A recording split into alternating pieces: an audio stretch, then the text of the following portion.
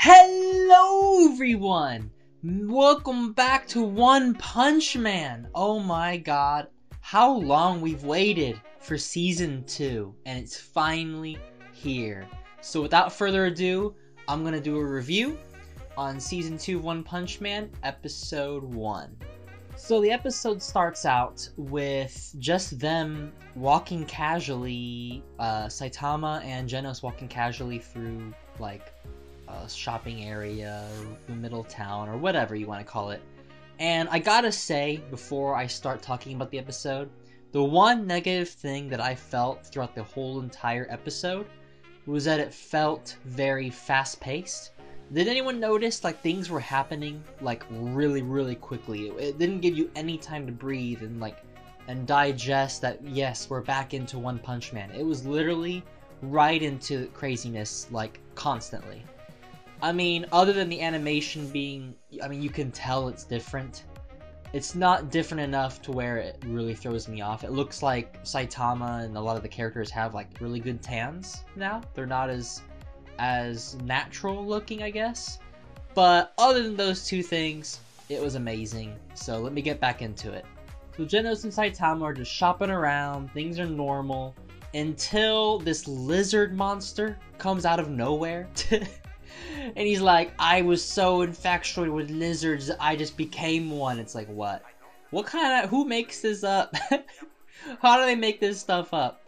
But he attacks, or he's gonna attack some people, and King happens to be there. Now, if you don't know King, I think he's number 7 of the S rank heroes. And we all knew there was something weird about King, but we get to that later. But first, the enemy sees King there and freaks the hell out because it's King. And that guy can apparently destroy anybody. He's the strongest man on Earth, even though he's only number 7. But he's the strongest somehow. But he doesn't do anything. He actually just stands there, and the enemy sees him, and freaks out, and then gives up, and that's it. King didn't have to do anything, he's just like, yeah, whatever.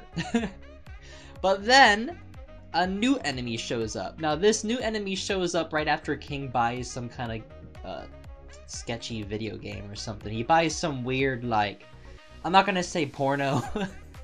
He buys some weird dating sim game, but it has like weird little girls and stuff. It's weird. But he's going home. He's like, you know what? I'm chill. Gonna go play some video games. Things are good. And then a new enemy shows up, and it's this giant freaking robot. Now, the robot looked amazingly cool. Like, the design is amazing. But did it look overly detailed to anybody? It looks like the company who took this over, I don't know what company they're called, but the company who started taking over this anime, it's like they got a lot of feedback from the fans saying how the fans maybe were upset that Madhouse isn't doing it anymore because Madhouse has amazing animation. So they put over budget into this season. It feels like certain things are just overly detailed. Like, they put way too much effort into making it look amazing. And it looks amazing, but then there's other things that don't look that great. They're just regular drawings, and it contrasts a little bit too much, in my opinion. Anyway, this enemy shows up and wants to kill King. And King's like, oh, you know who I am. I'm King, blah, blah, blah. But it doesn't matter. This robot is here to kill this guy. And you start to hear this loud thumping noise, like a drum beat really fast, and people like, oh, it's King Engine! That's when he's about ready to attack, and it's not that. It's actually hilarious. But first, the robot's there. Saitama and Janus don't want to do anything because Janus wants to see, like, if... well, like, they want to observe King and how he fights, and they might get, like, useful information about it. But King literally says, I gotta use the bathroom. If you want to fight me at my full power, I need to use the bathroom and then I'll come back. And the robot's like, well, I'll wait 10 minutes and then I'm gonna start killing people if you don't come back. So we see King in the bathroom and he's so freaking terrified. He doesn't want to fight at all. He's a fraud. He's actually a normal dude that just happens to be in the wrong place at the wrong time every single time that something happens. So whenever there's a monster that comes up, he just cowers somebody else, which if you find out later it's Saitama, takes care of the enemies, and then he gets all the credit and Saitama doesn't get any of the credit. He gets all of it, and he became this huge popular hero just by being at the wrong place.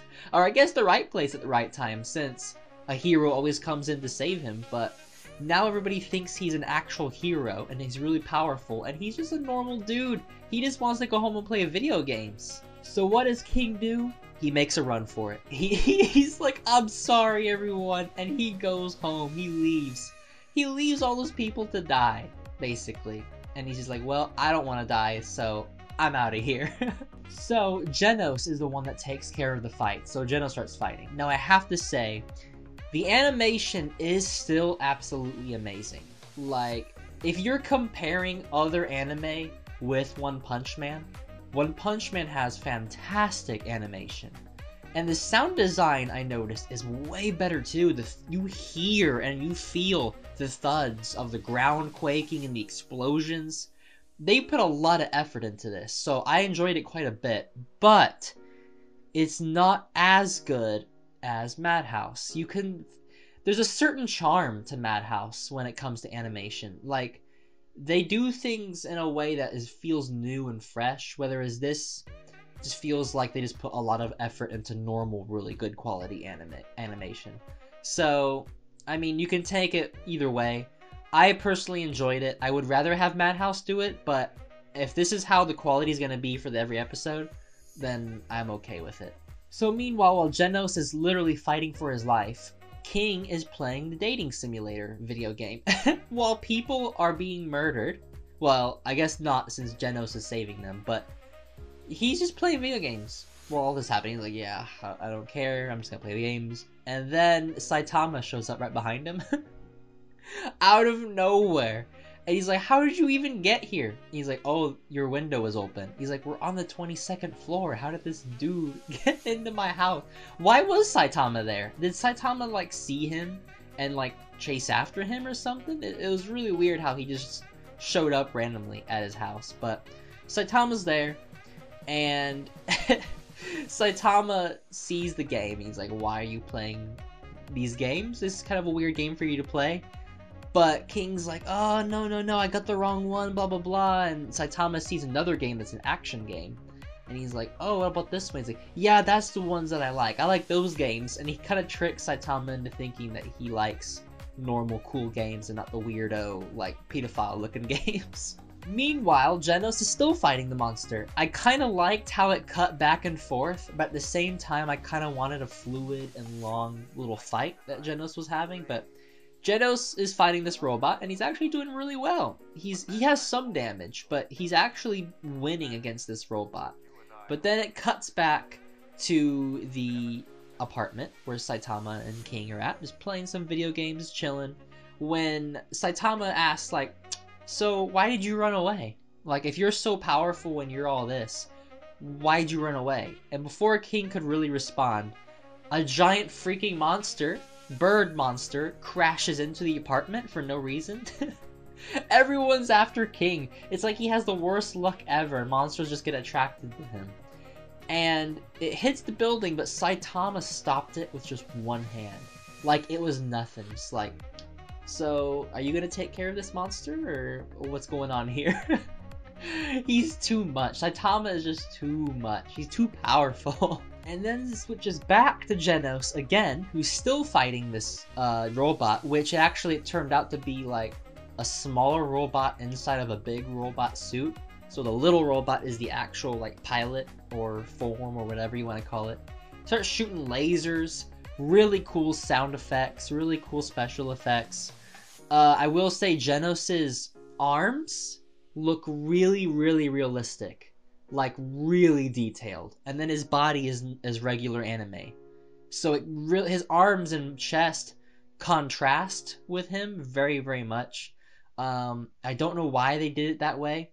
It's like they're using a little bit CGI with animation to make it easier, but his arms look like they're from a different anime, like they're from a different art style, and then his body is another art style, and then you have two art styles that contrast each other. It just looks really weird, and I wish they wouldn't have gone that detailed into it. I know the manga supposedly is really detailed, but Madhouse did it perfectly. All I had to do was just follow Madhouse's example.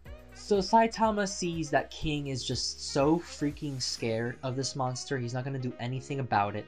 So Saitama takes care of this bird, and he kills it with one punch. You don't get to see it. I wish you would have gotten to see it. They kind of flew by this real quick. All you see is just the bird is just headless and it's on the ground dead. There's blood everywhere, and Saitama's like, so you are a fraud, and I can tell you are because you pissed your pants. King just peed his pants. He's terrified. He's shaking. So King confesses to Saitama of all the things, all the times that he's been a liar, basically. But then he hears Saitama ask, like, are you okay? And he has a flashback of when he was younger and he got hit in the face by a monster, and that's how he got his scars. And it was this weird, like, octopus looking monster that was attacking him. And who came to save the day? Saitama, like always. But this was old Saitama, where he was like, well, I would say old, but he's younger Saitama, where he has hair, and he just started building his strength. So he's able to defeat monsters, but he gets damaged pretty heavily. He had blood and scratches all over him. And he's like, oh my god, are you okay? King's like, are you okay? And Saitama's like, yeah, this is nothing. This was a victory. It's like, wow, like, who are you? Like, I'm just a hero for fun. Typical line. But he remembers that, and he appreciates Saitama more. Like, he now knows who he is. It's the guy who saved his life. And Saitama kind of lectures him, even though he didn't want to lecture him. He lectures him about the lying, and says, like, you know, if this is how you want to be, I'm not gonna change you or anything, but really you should be upfront about your feelings and everything. But it was a good... King realized that maybe he shouldn't be doing all of this. He should, like, let people know he's a fraud, but he's gone so far deep into it, he can't really do that at this point. He has to just keep living. So Saitama says, well, in that case, you need to get stronger. And that was a good message from Saitama. He's the hero that we don't deserve this hero.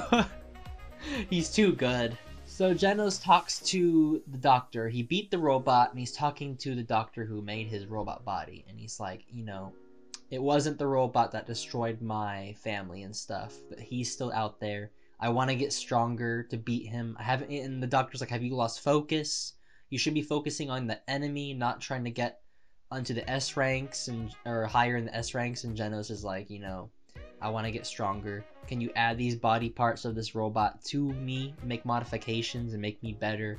So a little bit of foreshadowing there. Maybe we'll see Janus get more powerful, but he gets beat up no matter what. Saitama always has to come in and save the day. We cut to the association, who has a whole ton of criminals there, and basically they're trying to hire a bunch of criminals to fight for them because there's more and more monsters that are coming in, and there's not enough heroes to take care of them. So they're trying to find all these people. They're trying to find people who are good at fighting to try and help them with this.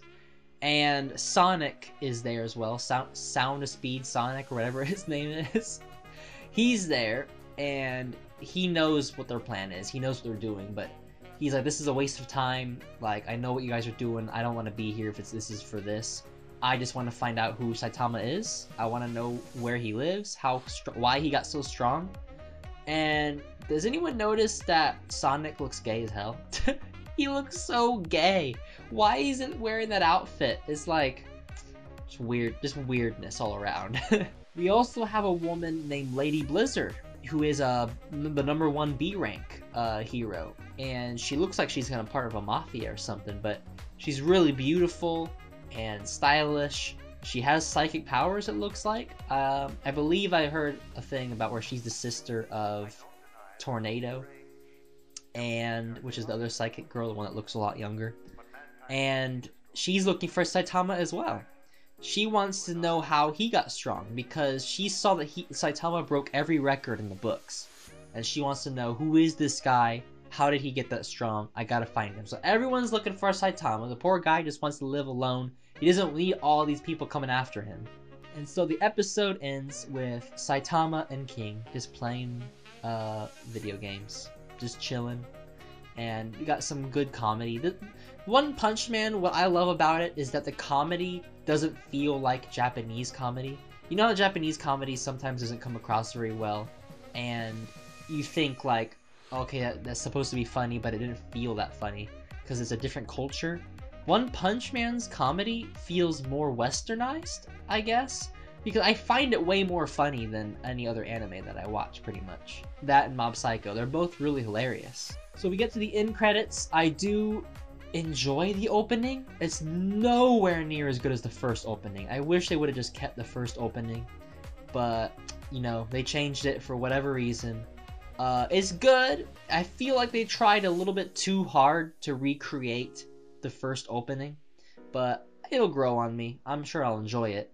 At the end of the credits, we see the main villain of our season 2, which is Garu or Garu. I can't remember how they say his name, but we see him and he looks deadly. He's there at the association meeting and he's like, yes, I'm gonna get into some of this. So well, I'm interested to see where this goes. Let me know what you guys think. Did you enjoy the episode? I'm gonna give this episode a... God, what am I gonna give it? I'm gonna give it an 8 out of 10.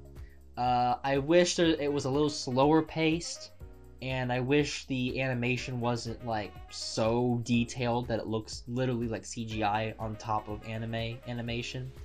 So just a couple of nitpicks, but the action was amazing. The story, not the story, but the moral of the story was really well made, and I just loved the episode, but 8 out of 10 is good enough for me. So let me know what you guys think. Would you give it a higher rating? What was your favorite moment in this episode? And are you ready for just this whole season? This whole month has a ton of anime. I'll be reviewing as much as I can, but I'm still going to be doing my gameplay videos of Walking Dead and Red Dead Redemption 2. I do a couple of live streams here and there, mostly Fortnite or anime discussions and whatnot. But I'm trying to do more content for you guys, so check out into the future for that stuff. Like and subscribe if you enjoyed the video. Hit the bell so you get notified of my future content. Check out my Discord, Facebook, Twitter, whatever you need to do. Hit me up on all of that, and have yourselves a great one.